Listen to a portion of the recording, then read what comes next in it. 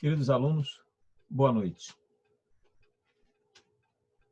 Essa videoaula aborda um dos assuntos mais fascinantes de toda a biologia, que é a evolução do homem.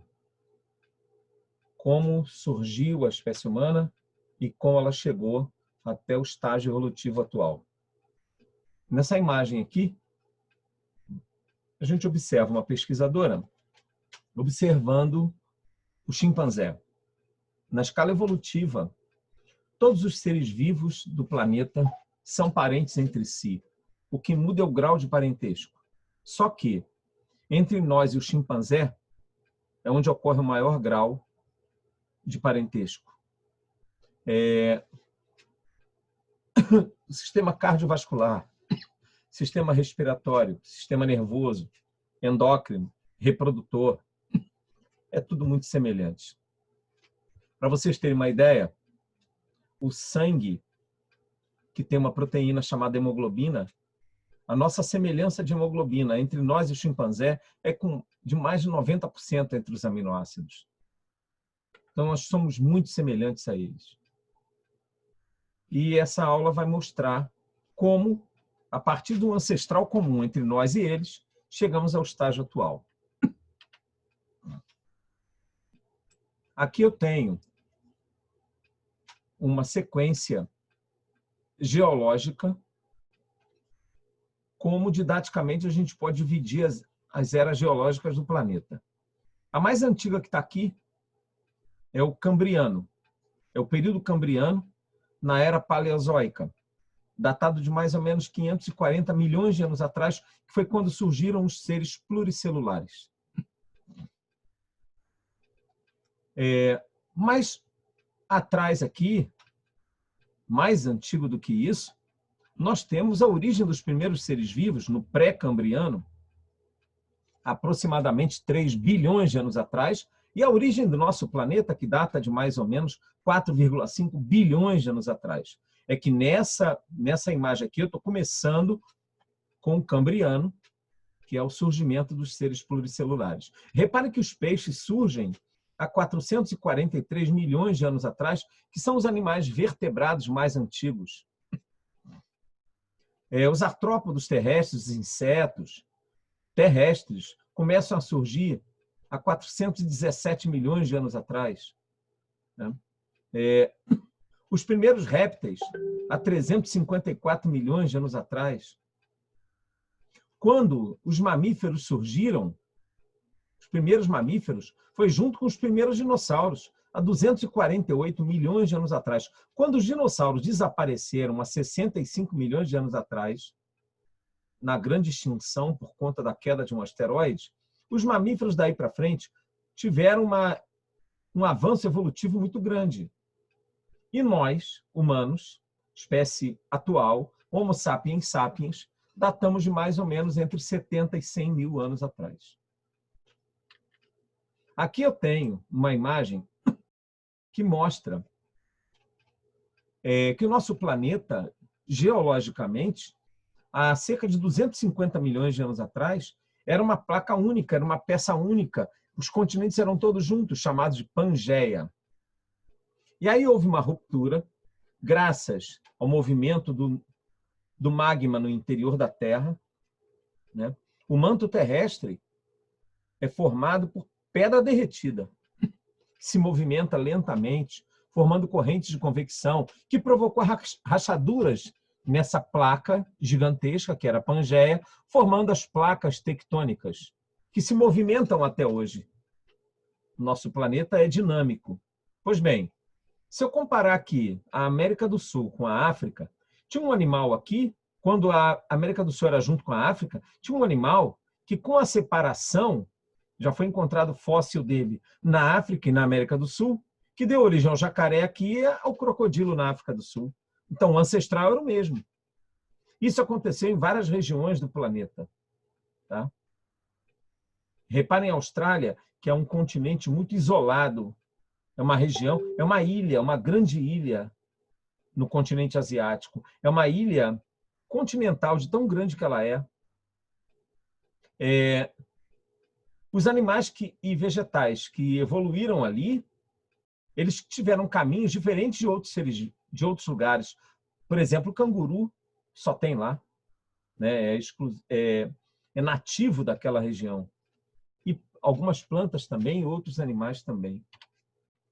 Se a gente pensar na história do homem, a gente tem que começar pensando que há 4 milhões de anos atrás houve uma separação entre os continentes, ou entre os oceanos Atlântico e Pacífico. Por quê? Antes de 4 milhões de anos, eles eram no mesmo nível. Não existia diferença de nível entre um continente e outro. Consequência, os ventos levavam muita umidade para o continente africano. E a África, naquela época, era predominantemente florestal. Com esse desnível, diminuiu a quantidade de ventos, diminuiu a quantidade de chuvas na região africana, e a África passou a se tornar uma vegetação mais de savana. Os primatas que viviam lá, os macacos que viviam nas árvores, começaram a sofrer pela falta de alimento. Alguns sofreram pequenas mutações no material genético e começaram a descer das árvores e a conquistar o ambiente terrestre, andando em 2 membros. Graças a essas mutações nos ossos da bacia, ele ficou em pé e conseguia enxergar a maior distância os inimigos que se aproximavam. E com outras vantagens. Uma delas é que as mãos ficavam livres para manusear objetos. Como nós e todos os outros primatas, nós temos dedo polegar opositor. Isso permite pegar alimento, manusear as coisas, pegar objetos. Ora, pegando objeto, eu posso levar um alimento até a boca. O chimpanzé já fazia isso também, mas como ele andava muito nos 4 membros, era mais difícil. Ele levava a boca até o alimento.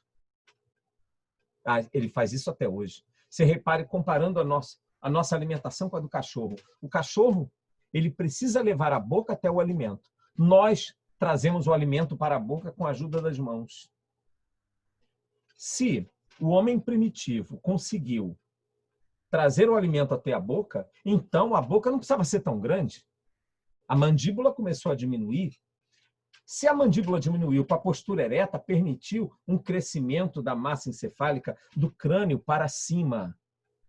Isso favoreceu um aumento do número de neurônios dentro da caixa craniana do nosso cérebro, com a diminuição da mandíbula. Uma outra vantagem é que a nossa mandíbula mais curta, ela virada para frente, formou um ângulo de 90 graus com a coluna vertebral. Esse ângulo de 90 graus, graças à saída de ar dos pulmões, graças às cordas vocais, graças à cavidade bucal, permitiu a formação da voz, permitiu a vocalização. Isso associado a um sistema nervoso mais desenvolvido.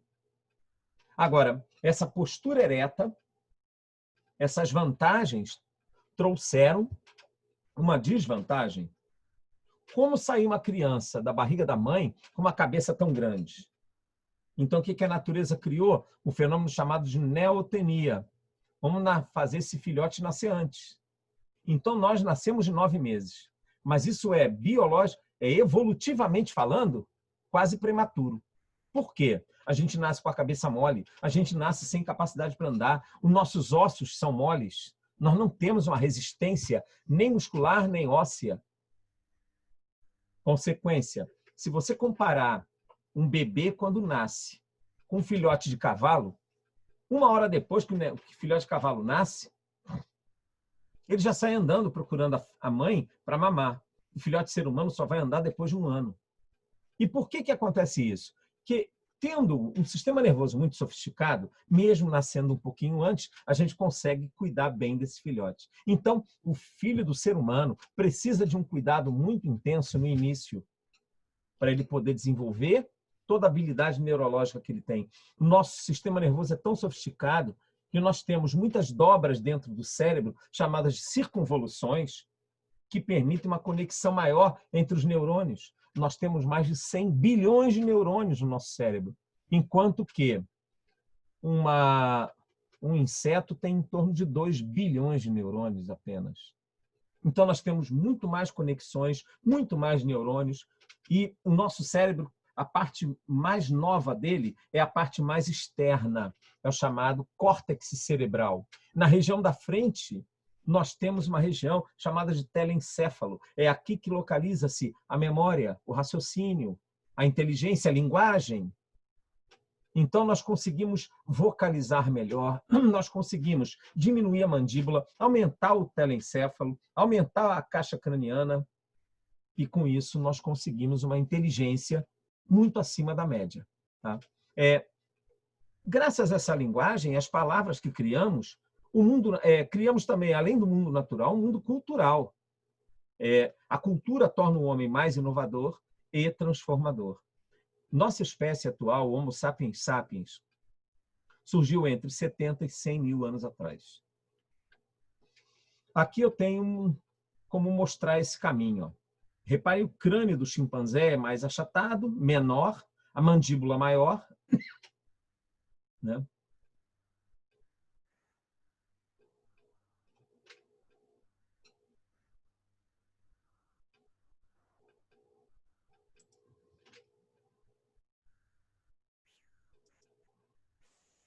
É um animal que precisa levar a boca até o alimento na maioria das vezes.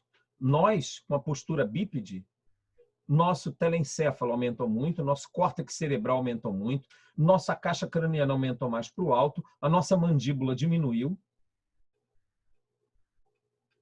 e nossa massa encefálica, nosso crânio, tem um volume de aproximadamente 1.350 centímetros cúbicos.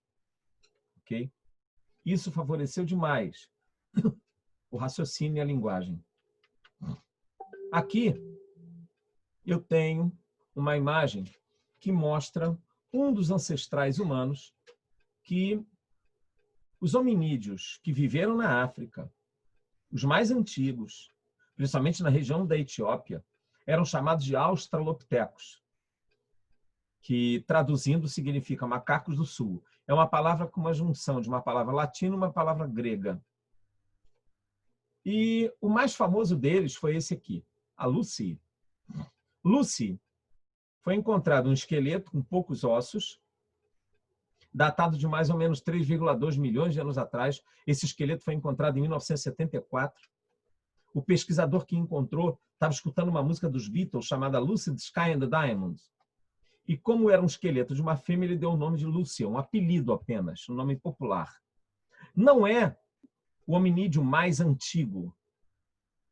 O nome científico dela é Australopithecus afarensis. Não é o mais antigo.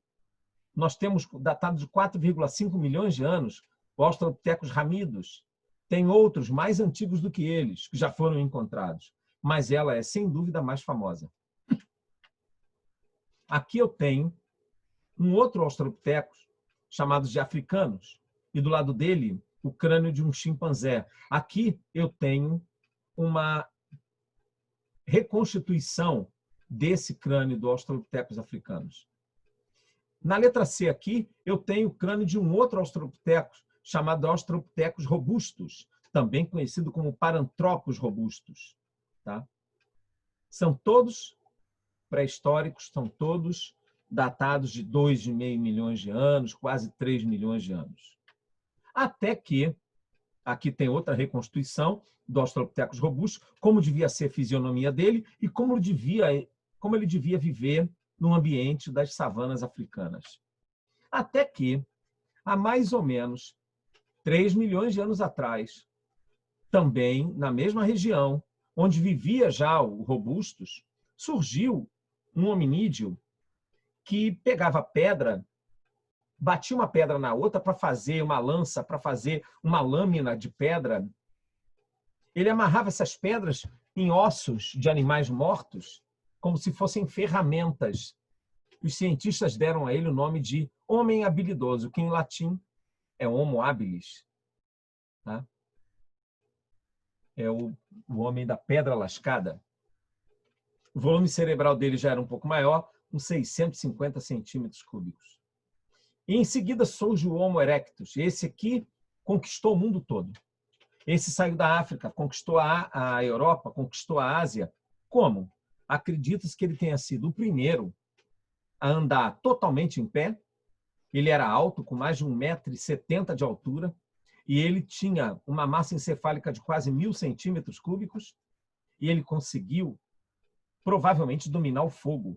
Parece que foi o primeiro a dominar o fogo. Aqui eu tenho um ambiente de como deveria ser o ambiente onde ele viveu, como ele influiu no ambiente. Como é que se sabe hoje que ele dominava o fogo? Porque perto dos esqueletos do Homo erectus foram encontrados restos de fogueira. Eles conseguiam, dentro das cavernas, se abrigar dos inimigos. Ele conseguia, com fogo, se proteger do frio. Então, com isso, ele conseguiu se espalhar pela África, Europa, Ásia.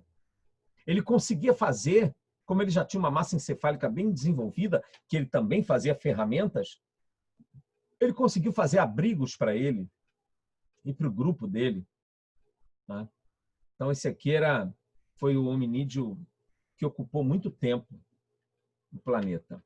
A partir dele, surgiu o Homo sapiens, que já é o homem moderno, não é a nossa espécie ainda, nós somos Homo sapiens sapiens, só que o Homo sapiens já fazia ferramentas mais sofisticadas. Esse aqui foi encontrado numa região na Alemanha chamada Vale de Nieder, e ele ficou conhecido como Homem de Neandertal. O crânio dele já tinha mais de 1.400 centímetros cúbicos, tá?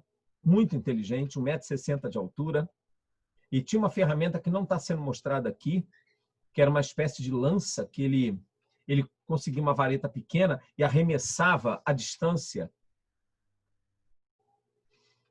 Esse é o Homem de Neandertal. A partir dele, surgiu um outro Homo sapiens mais complexo ainda, mas também Homo sapiens, também encontrado na Europa. É um tipo de Homem de Neandertal, que os dois são Homo sapiens. Só que esse daqui, além de fazer ferramentas, ele conseguia desenhar nas cavernas. Ele foi chamado de Homem de Cro-Magnon, porque essa é uma região da França. Olha os desenhos que ele fazia nas cavernas. E esse aqui tem uma característica interessante. E esse aqui também fazia isso. Perto dos olhos, dos esqueletos achados, perto do nariz, perto da boca, foram encontrados grãos de pólen, sugerindo que eles, quando alguém morria, eles colocavam flores em volta da cabeça. Talvez tenha sido o primeiro velório realizado pelos nossos ancestrais. Ok? Aqui eu tenho uma linha evolutiva do que eu acabei de falar, como os hominídeos sofreram mudanças. Se eu fosse aqui para trás, aqui está a Lúcia, ó, Australopithecus afarensis. Se eu for aqui para trás, eu tenho Australopithecus ramidos, Australopithecus anamensis, tem outros, até chegar ao ser vivo que deu origem aos hominídeos e aos chimpanzés, que seria a nossa linhagem comum. Mas vamos ver só os hominídeos. A Lucy deu origem ao Australopithecus robustos e ao Homo habilis. O Homo habilis deu origem ao Homo erectus. E a partir do Homo erectus deve ter surgido o Homo sapiens, que seria um homem de Neandertal ou Cro-Magnon, e o Homo sapiens sapiens, que somos nós. Tá? Nós, então, somos mais modernos. Provavelmente, nós tenhamos surgido na mesma época que existia o homem de Neandertal. Mas nós, mais sofisticados, mais bem adaptados ao ambiente, sobrevivemos e ele não. E a nossa espécie existe até hoje. Aqui é um slide que mostra o caminho evolutivo dos primatas. Essa é uma árvore filogenética. Aqui seria o entroncamento entre o homem e o chimpanzé. Esse ser vivo aqui, que deu origem ao chimpanzé e deu origem ao homem, nunca foi encontrado. O esqueleto dele, ele é chamado de o elo perdido. Tá? Além do chimpanzé, nós temos um parentesco próximo também com o gorila. São outros. Aqui temos outros primatas, né? Agora, uma curiosidade. O macaco, então, não evoluiu dando origem ao homem. A nossa semelhança com os macacos é que tanto o chimpanzé como o ser humano tiveram o mesmo ancestral. repare que essa explicação é diferente de você dizer o homem veio do macaco. Se o homem viesse do macaco, o macaco moderno virava homem. E isso não acontece. Certo? Então, cuidado com essa explicação. O homem não veio do macaco. O homem e o macaco tiveram o mesmo ancestral. Essa é a explicação correta, que está no livro Da Origem das Espécies, Charles Darwin. Tá?